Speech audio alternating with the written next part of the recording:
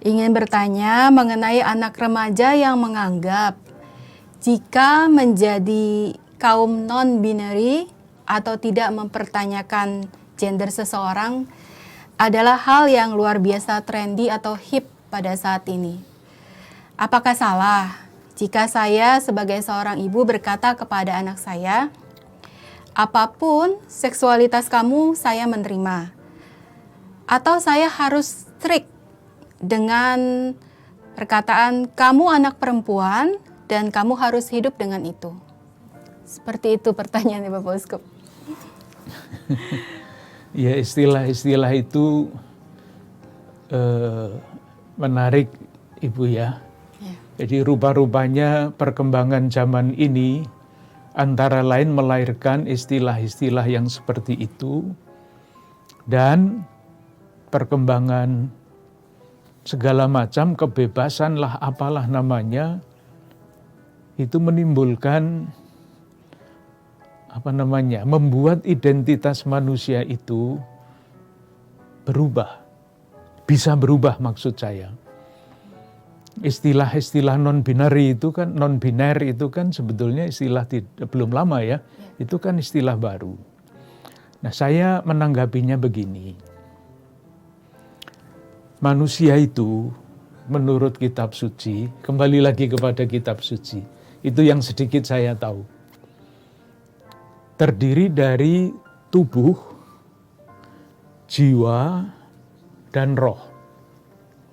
Nah, masalah non-binary ini, sejauh dapat saya tangkap, sekurang-kurangnya menyangkut ketubuhan manusia dan kejiwaan manusia. Oleh karena itu, kalau ada gejala seperti ini di dalam keluarga, pertanyaannya mesti diajukan atau konsultasinya mesti diarahkan kepada yang bagian tubuh dan bagian kejiwaan. Pasti membutuhkan pendampingan sekurang-kurangnya. Kalau tubuhnya sudah jelas, tadi kan dikatakan anak perempuan saya. Jadi jelas, dari segi jasmani, dari segi biologis dia wanita. Tetapi entah karena pengaruh apa, yaitulah pengaruh kemajuan zaman atau apalah namanya, kompleksitas manusia, segi kejiwaan ini rupa-rupanya terpengaruh oleh entah apa.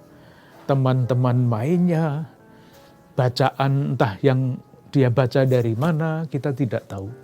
Maka saya usul supaya putri ibu itu diajak berbicara pelan-pelan untuk membantu dia terbuka, dan ketika sudah terbuka bisa diajak konsultasi dengan para psikolog yang pasti paham mengenai perkara-perkara begini. Hanya masalahnya masing-masing pribadi itu kan unik ya. Jadi tidak bisa diberi jawaban umum. Saya bisa mengatakan yang perlu sesudah bagian ketubuhan itu jelas, tidak ada abnormalitas di situ, yang perlu dijaga adalah kejiwaannya. Nah, nanti soal kerohaniannya itu mengikuti. Tetapi bagi saya pertama-tama ini adalah masalah kejiwaan. Dan kerohanian itu saya tangkap di dalam kata-kata ibu yang tadi bertanya, apakah salah, apakah benar kalau saya mengatakan seksualitasmu seperti apapun saya terima. Itu bagian kerohanian. Maksud saya, apapun yang terjadi dengan seorang anak oleh ibunya diterima, tidak ditolak. Karena penerimaan itu akan membesarkan hatinya, akan membuat dia terbuka, sehingga kalau terbuka, sejauh dapat saya bayangkan, itu pasti lebih mudah untuk diarahkan. Arahnya kemana? Yaitu ke kejiwaannya.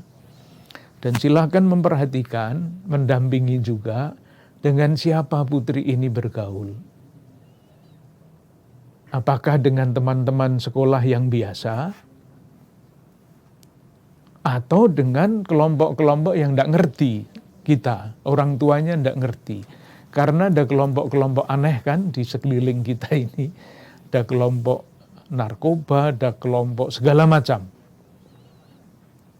Ini juga harus, ibu saya kira harus tahu kemana anak ini bergaul dengan siapa dan sebagainya. Supaya bisa, kalau perlu dipagari, ya jangan bergaul dengan orang-orang yang pikirannya aneh-aneh itu.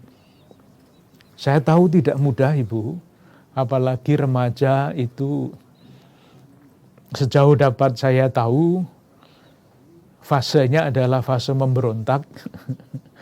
Tetapi kalau memberontak dilawan atau dihadapi dengan keras, nanti akan semakin dahsyat pemberontakannya. Maka silahkan memberi waktu lebih kepada putri ibu, supaya dapat mendengarkan kalau dia itu ingin berbicara, ingin muntah bahkan didengarkan.